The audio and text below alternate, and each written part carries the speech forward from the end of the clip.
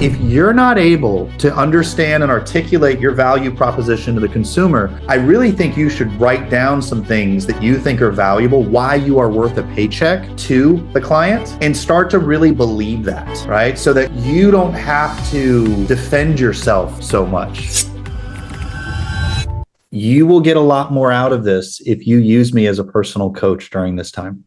I can tell you things that I want to go over with you, but I'm just letting you know there's something about dialoguing with a teacher, with a mentor, with a growth advisor that can really move the needle, because you can take your specific circumstances and make the content personal.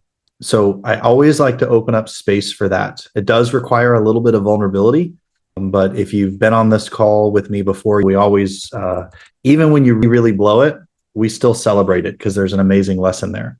So who wants to go first? Who has had in the last few weeks a moment in their business that they'd like to talk about, positive or challenging?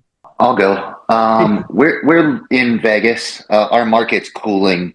I think we're the fastest cooling market in the entire country. And houses are sitting longer, and trying to decide when to make that price adjustment on a listing that's sitting there. That's kind of been the game lately. You know, we know that they're sitting longer. So does that mean you just wait and let the price sit? Or, you know, if you have any advice there, I'd like to hear it. Yeah, absolutely.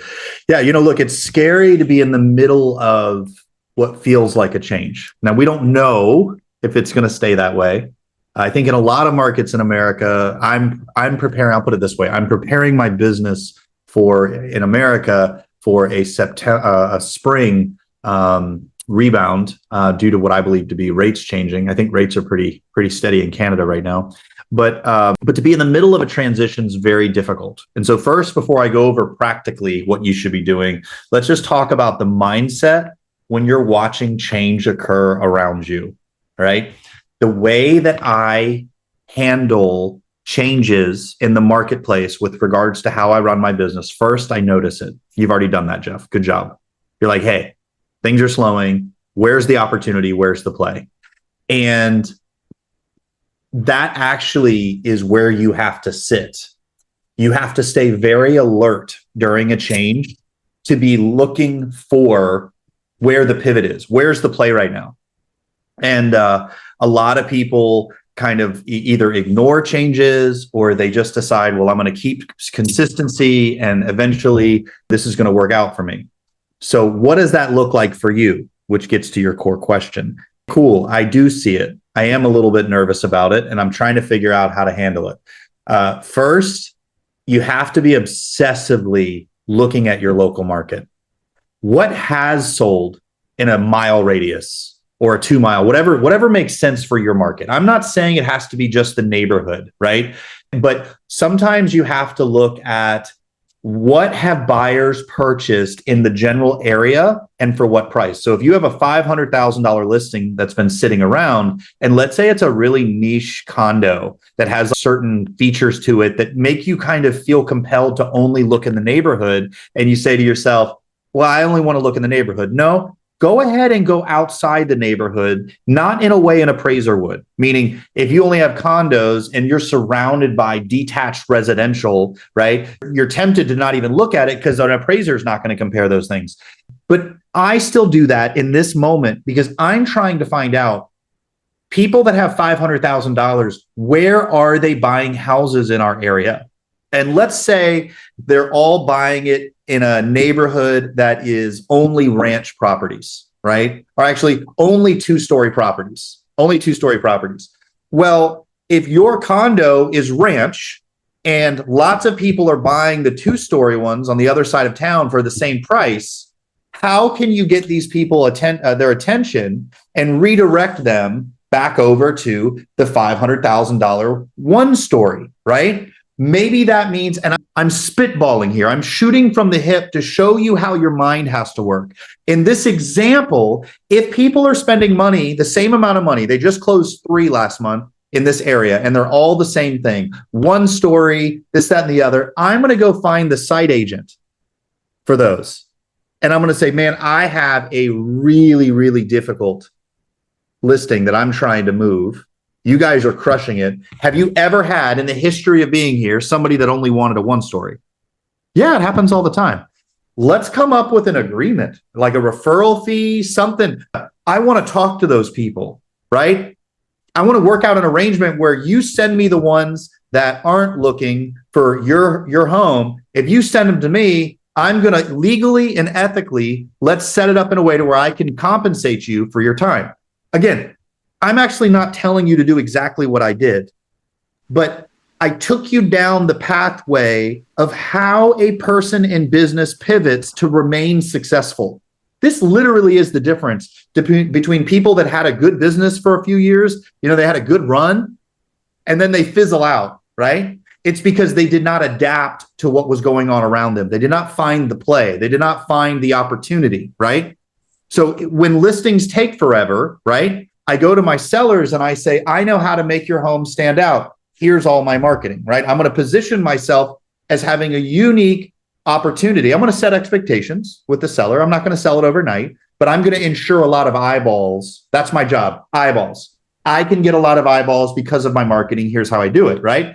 And then with regards to finding buyers, I'm going to have a database that I'm running ads to for houses, right? So if you have a bunch of people in your database, if you're not running any advertising to them for houses at all, you're losing the traffic in America, for example, to Zillow. The buyer's going to Zillow instead of going to your listing because you have a home in their news feed that matches their search requests, right? Now, why is that important? Because I'm going to take that buyer activity and I'm going to start marketing to them. I have 300,000 leads in my CRM and I'm running ads to all of them. So when we need a seller in a house that hasn't sold yet, we go in and check our IDX website. Mr. Smith, I saw you were looking on the east side of town for 450,000. I think I might have something for you that you'll love. When you have 5 minutes, give me a call. What does that do? Two things. I'm selling my listing and I'm getting a buyer. I'm relevant, right? So does this help at all, Jeff? Yeah, absolutely. And I love the idea of the connecting with the other agents in the area and setting up a referral. That's sharp. Thanks. No, my pleasure. And listen, this literally is the difference between average and you became an overnight success. And you didn't. I should have done air quotes. You're not an overnight success, but it's this scrappy moment where we're afraid. We're nervous. What do we do in that moment? Do we numb it with golf or alcohol or whatever other things you're trying to numb? Or are you like, okay, press in here. Where's the play? Where's the opportunity? And you get scrappy and you get creative. And I remember 2011, I sold a lot of houses, connected with a rich guy who was buying a lot of houses through me. And after selling him like 100 houses, I was like, hey, can I get on this too? Can you give me a line of credit? Will we be business partners? I bought 23, right? Like I'm just there. I'm in the room. And while I'm there, I'm talking to people. And I really want you guys, I'm spending more time here. This is a little bit of a different talk, but I feel so inspired to really inspire you guys that in the moment of difficulty in your life and in your business, I want you to look at the challenge, this doorway. And the doorway is called the challenge, right? Let's put the banner over the door is the challenge. And if you want to go to room A and you want to elevate to room B, the only way to room B is through this doorway called the challenge. And a lot of people talk about the doorway. They look at the doorway. They smell the doorway. They sleep on the doorway. They're there. They're experts on the doorway. They never actually go through the doorway. And it's the person that is challenged by a slow market in Las Vegas right now. And how you respond to these moments in time literally define the trajectory of your career. And maybe I'm talking about this because I'm in the midst of one of the biggest challenges of my 27-year career. I just sold one of my companies, got way more money than I'm used to. And I was tempted to go somewhere warm for a while, and I'm not kidding you guys. I literally reinvested almost all of it. I literally took what was a moment that could have provided easy, and I'm jumping all in again. there's a 50-50 chance I'm absolutely insane. Right. Like, or in a couple years, you're going to be like, I remember when Barry was talking about this. Right. I mean, I guess we'll find out. But like, this is what's got me to where I am. When I see something, when I see an opportunity, I press into it. So for you guys, you've got a bunch of leads. They aren't responding. What are you doing to get them on the phone? I don't want to stay in the clouds. I want to get really practical for you guys. Thank you for your question, Jeff. I think it helped myself and a lot of others. Thank you, man. Yeah, absolutely. What other questions can I answer? I want to help you make more money. And even if it's not Meskula related, I'm here for you. I know it's hard to think, right? It's like, your business isn't perfect, but it's like, well, what am I going to ask? Hey, Barry, I think you've talked about this before, and I was just on your call yesterday with the RG group. But these Meskula leads specifically, when you have the people that just don't really want to open up, they don't really want to talk, and maybe it's me getting like the pressure of the call, right? You don't think of everything great, but when they're strictly just saying, oh, I'm just curious, and they don't want to give you anything else, give me some more tips on overcoming that when you just cannot get them to open up? Yeah, so I think I am a big fan of Minnesota Nice. I really am. You guys are you're good people. You really are. You're kind. And I have so many friends from Minnesota. And I think that what I enjoy about that kindness, it just really makes it hard for you to sit in an uncomfortable conversation with a stranger on the phone, because you're you're bringing that energy, that servant hearted energy into the call. Hey, you contacted me about your home value and I wanted to talk to you about it. I'm not that serious. That Minnesota Nice starts to ooze out of your pores and you're like, maybe you say one thing. Well, I wanted to make sure I get you the right value. Oh yeah, I'm not that interested. And well, at that moment, if you're like most people, Lisa, I don't know, after the second one, are you pretty much like, I got to get off this call? I mean, no, I try to help them, right? And in general, I'm like, if they truly are just curious, I'm going to be one to give them that, right? And give them what they're actually looking for. I do try to bring it up later, but yeah. All right, let me ask a more specific question.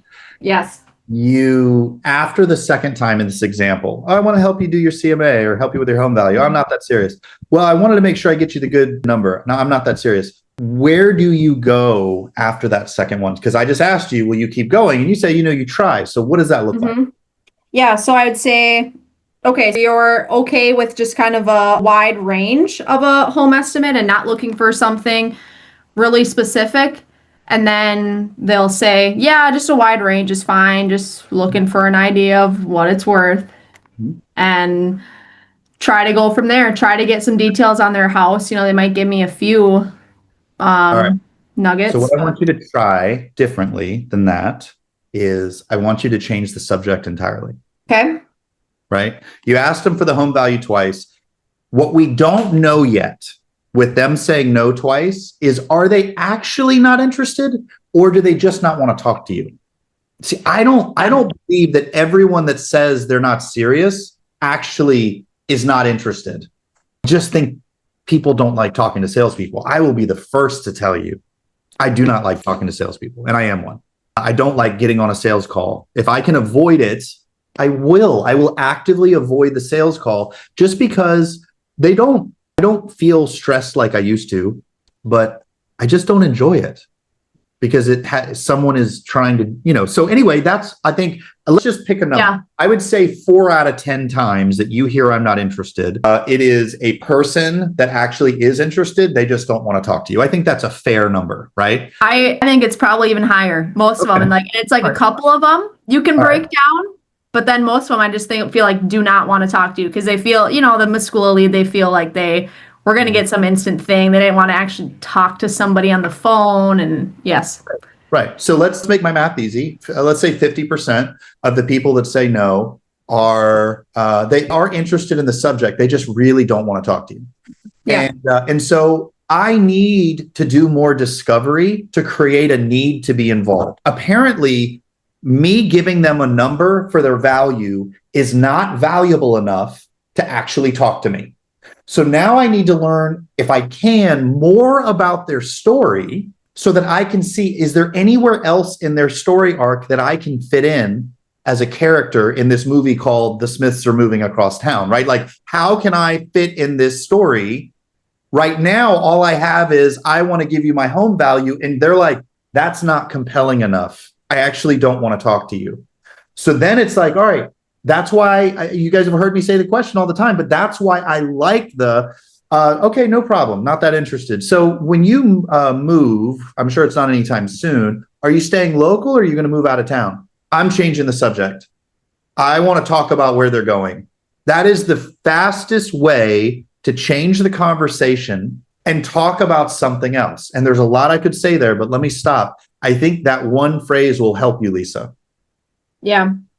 Right?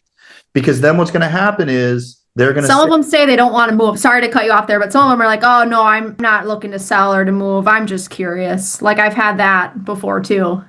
Okay, that's amazing. I'm so happy to hear that you don't want to move. What is it you love about your home?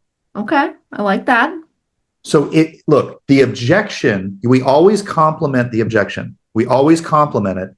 And then we bring super curious energy into it, right?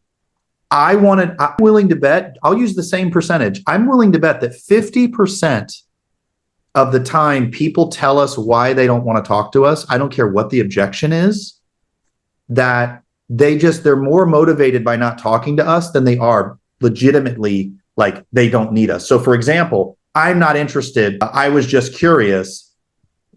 And I say, got it. What do you love about your home? I guarantee you, if I ask them enough questions, I'm going to surface at some moment. You guys have heard this before. Yeah. And, actually, I am not interested, but, my husband's retiring at 8 months. So we're starting to piece together a plan. That happens all the time.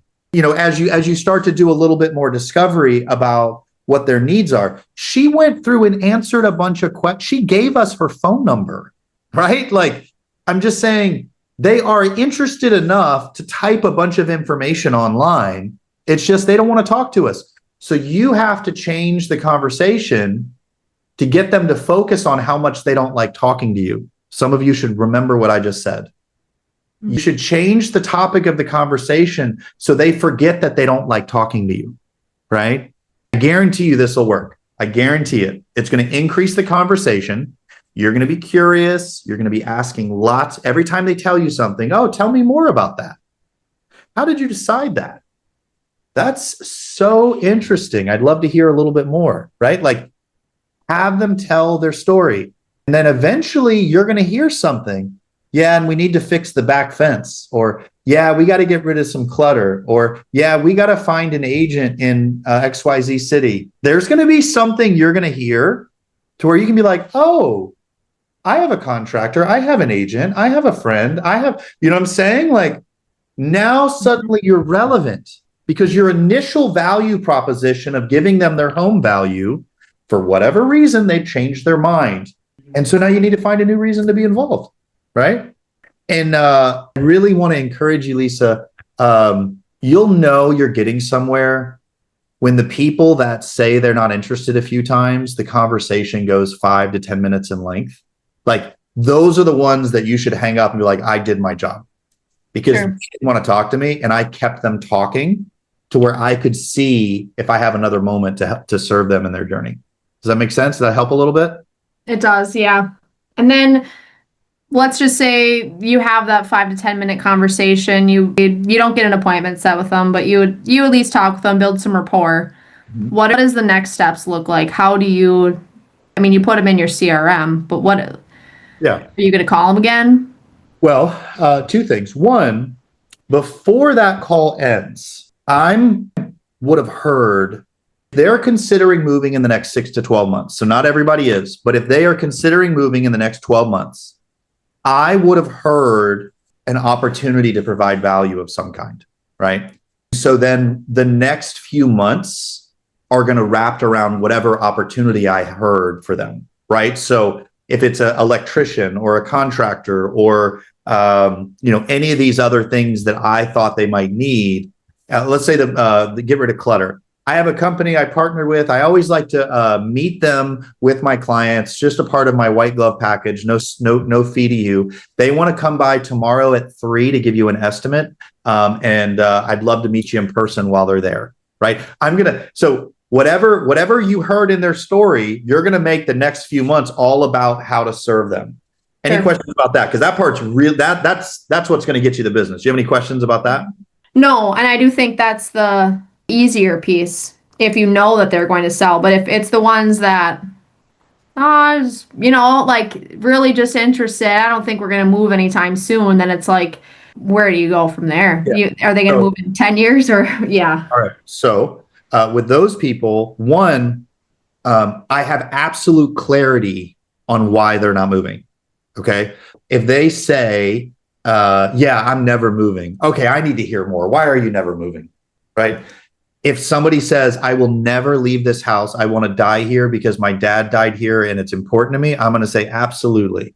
Would you like me to send you a quarterly update on your home value? I can set it up to be automatically sent to you and then have them on a content drip because life and circumstances change.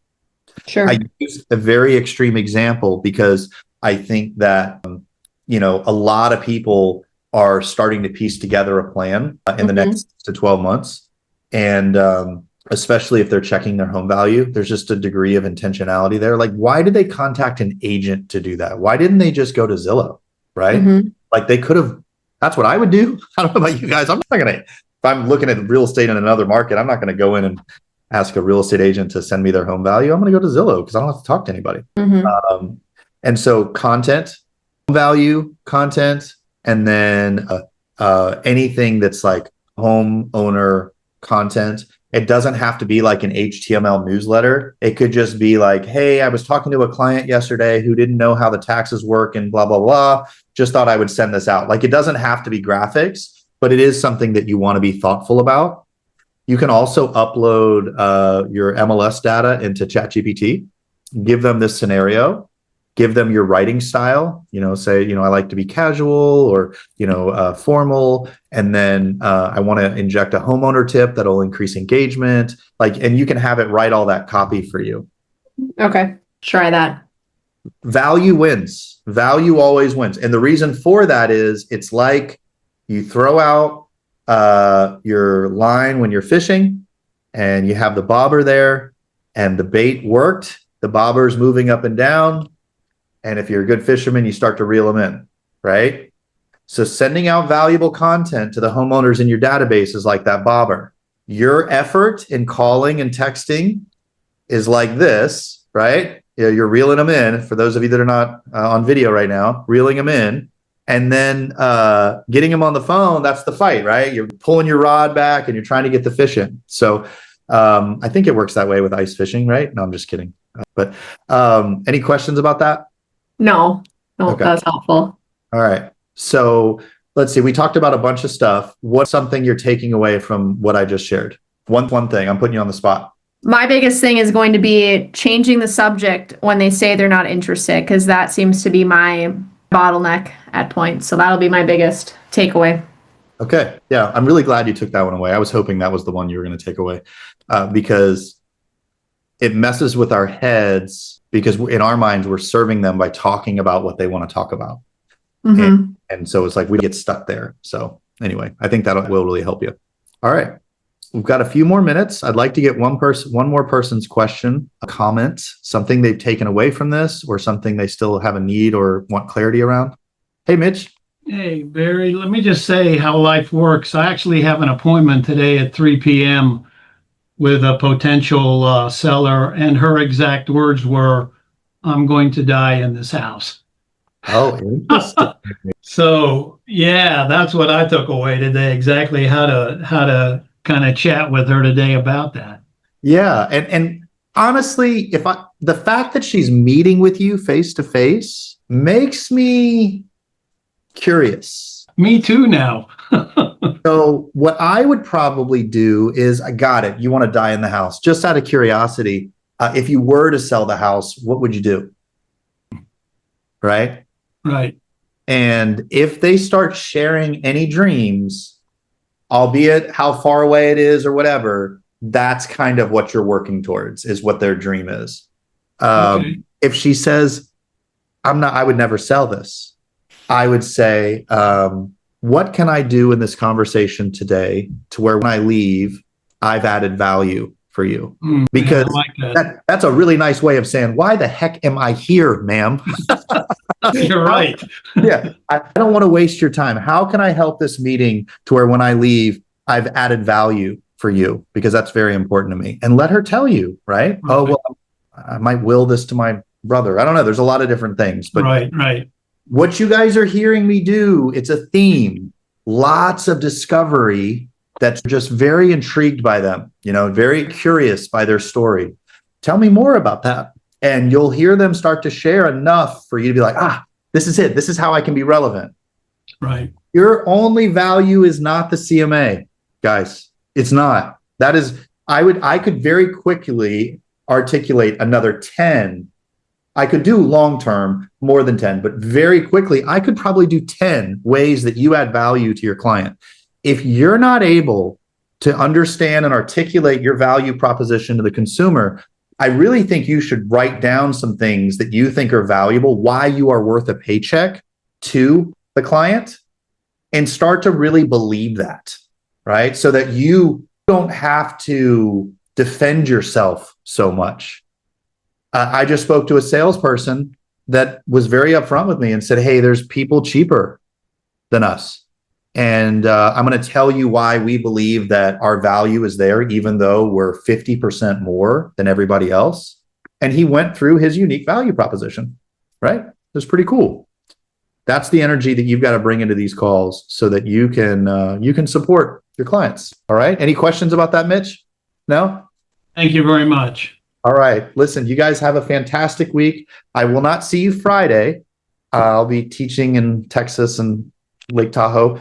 But I will see you the week after, and have a fantastic rest of your week. Keep up the good work. Keep pushing. Thanks, guys.